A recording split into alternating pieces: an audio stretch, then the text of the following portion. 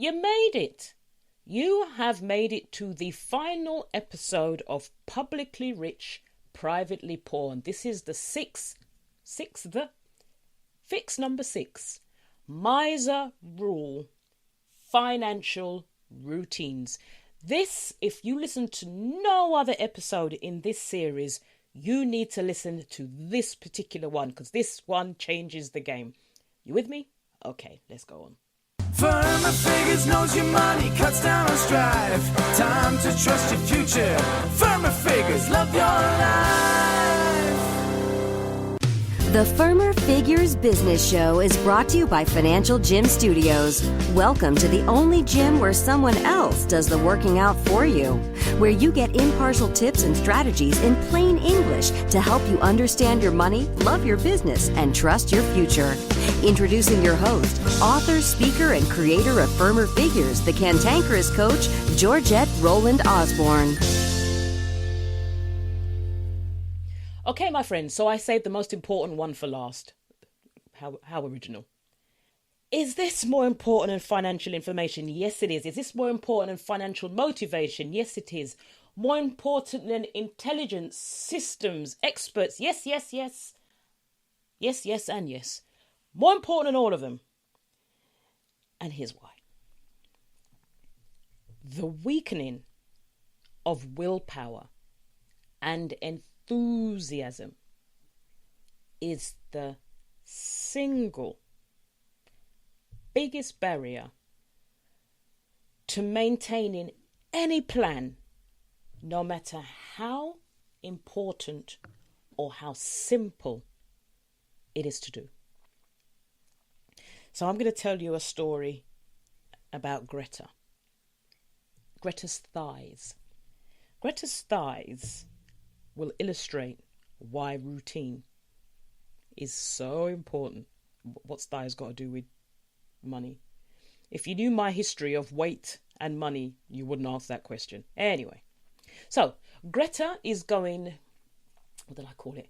She's going to a 60s-themed party where the dress code for girls is miniskirts. She's self-conscious about her legs. She thinks they're chunky and wants to tone them up before the event, especially as there'll be a guy there who she'd like to know better. After doing some research, she comes across a famous fitness program that recommends doing 40 squats a day, every day, 5 days a week. If she does that for 6 weeks, she can expect to lose between 2 and 4 inches off her thighs. Greta decides, well, I can do that. She unearths her trainers from underneath all the other shoes, from the bottom of the wardrobe, and resolves to do that every day. Simple. Sounds simple enough. 40 a day. So, first week. Hell, first 2 weeks. Greta crushed those squats. She fit them in when she could, during the day, and she never missed one. Some days it was in the morning, some days in the afternoon. She even did a few evenings because she was out at meetings all day and she was determined not to miss them. So even evenings, she managed to get some done. So she measures her thigh on week 1 and week 2, and both times she's lost, first of all, she's lost an inch, and then she's lost half an inch. Week 3 comes. Greta is busy. It gets to the evening, and she can't face the exercise on that particular day, so she promises to do 2 lots the next day, and she does.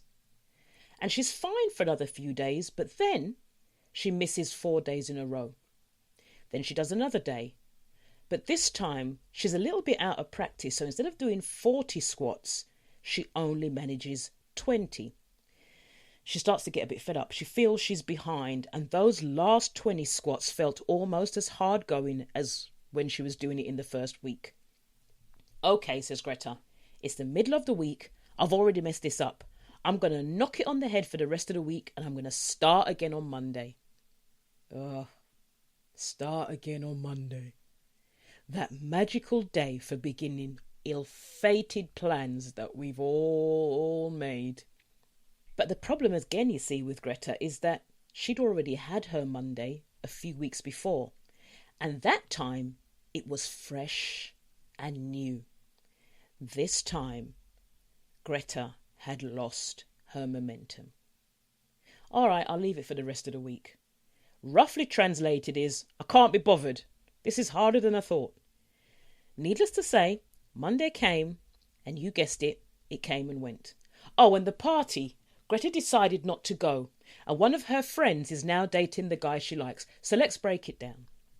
Greta is motivated, no doubt about that. She wants to wear that miniskirt, she likes that guy, and not to mention, she wants to feel good about herself. She did the research and she found the information she needed. She found that famous fitness course and she decided to follow it. She turned that into quantifiable intelligence. She took the information and worked out, or got that from the information as well, but her intelligence on the subject was the 40 squats, 5 days a week. In 6 weeks' time, she'd lose up to 4 inches on her thighs. Yep, still with me? So she followed the advice of the expert, the course, and they were the expert because they had put others through the same plan and had gotten positive results, the results that she required. And her system, well, the system required her to just basically have a pair of trainers and comfy clothes, and she was good to go. So she has all this in place, and she crashes and burns. Why? Yeah, the fundamental piece that was missing. She had no routine. People confuse routine with system. System are the tools, the resources, the institutions, as we said before, that allow you to do what needs to get done.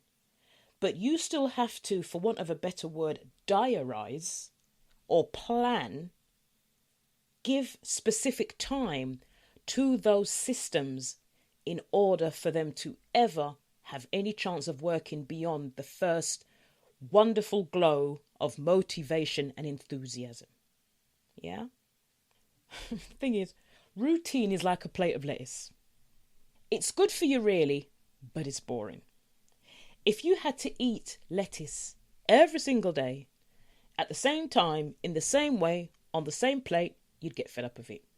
But if you were to do this, it would have 2 effects. One, which is a big killer of getting anything done, is it takes away the need to make a decision. Constant decision making is stressful. Even if you don't notice it, it is. You may not be conscious of it, but it'll come out in other ways. Fatigue, headaches, just plain fed up because there's this constant needing to think about what to do next. And also, when you do something repeatedly over time, it turns into a habit. There are disputes about how long it takes for a routine or an action to become a habit. The 21 days is the famous common one. I don't know. I chopped and changed so much I couldn't really tell you. And often when I found a habit has stuck, it's been quite a long time afterwards. So I've lost track of how long it actually kicked in. But it does take time. But what the great thing about a habit is, when you put in a routine, is that you do it without thinking. And also part of finances is automating, which also takes away the thinking and becomes routine. Because in order to automate, there must be a routine in place. You can't automate something randomly. If you try to put a recurring event on your calendar, there are certain parameters that you must stay within. You can't just have random routines. There's still, even if you try to randomize it, there's still certain rules that you just cannot get rid of. It must at least be on the 4th Friday or every week or every other week. Do you see what I mean? So what could Greta have done? The popular one is to just get exercising in the morning. Not to think about anything else. Just number one, I'm going to do this every morning, or every morning, Monday to Friday.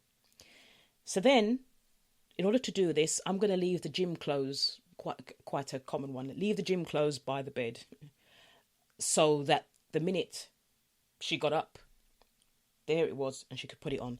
Then, so she it's every morning she decided she puts the gym clothes by the bed and she gets up and then she goes and she brushes her teeth. So brushing her teeth is a trigger then that she needs to then go and drink some water. And she knows when she finishes drinking water, that's her trigger to go and do 40 squats.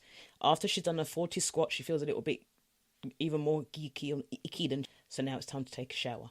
And then she starts her day. And she does that every single morning.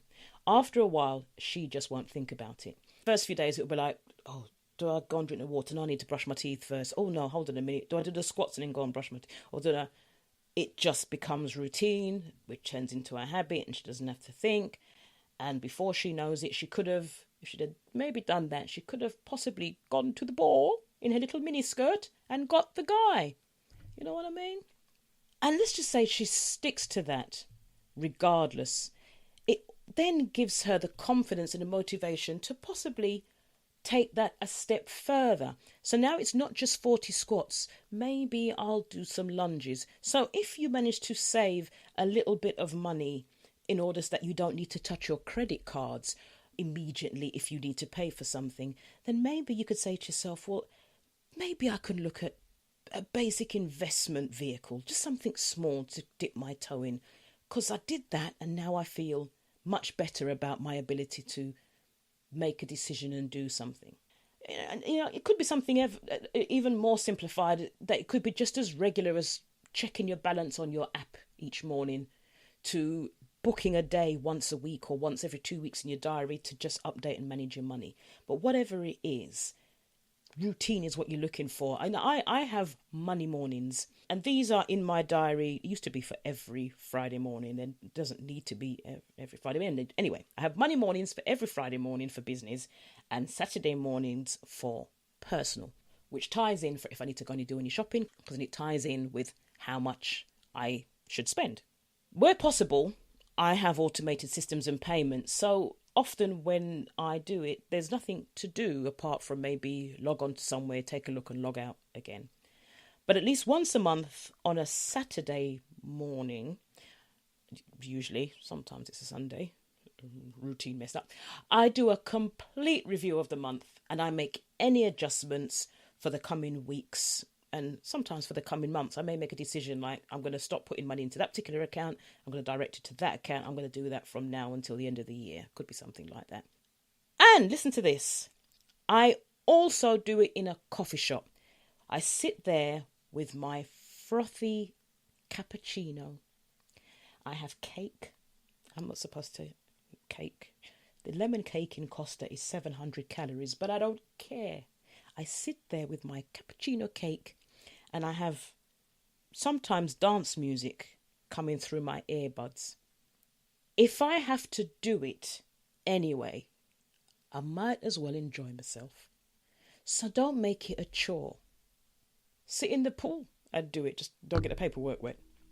In addition to that, I do the same things in the same way. So every time I sit down, I'm not having to think about what do I need to do now. It's set in a routine. I just do it. So it cuts time, not even in half, it just cuts time right down. If you have to sit down and think about where to start, it's the kiss of death. Because again, you're having to make a decision. And in making decisions, sometimes as well, you will forget things. You will do things that you actually didn't need to do. And it just gets messy. So keep a consistent, have a little tick list. I'm going to check my utilities. I'm going to make sure the credit cards are up to date. I'm going to allocate money for groceries. And then I'm going to transfer money for little Beth's nursery. Done. That's it. Keep it simple. So, in conclusion, smoothing out your cash flow in private is as important as doing it in your business. Subscribe if you haven't already. Like this video. Share this video.